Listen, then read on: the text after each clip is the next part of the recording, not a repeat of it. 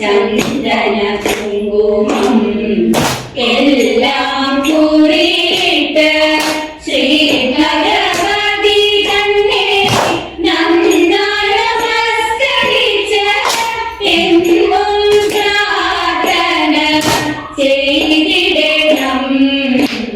രാമ രാമ ജയ രാമ രാമ ജയ രാമ രാമ ജയ സീതാരാം.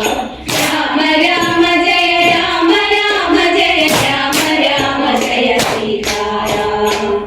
കൊടുവേലി കിഴങ്ങും നറുനെയ്യും കൂടി ചാടയിലരച്ചിട്ട്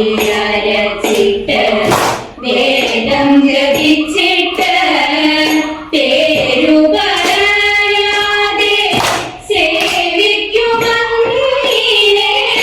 ഔഷധ സേവ ചെയ്യുന്നു നമ്മളും. ഗണപതി പൂജയും അമ്പല ദർശനവും രാമായണത്തിന്റെ ശീലുകളും മനസ്സും ശരീരവും ശുദ്ധമാക്കിയിടുവാൻ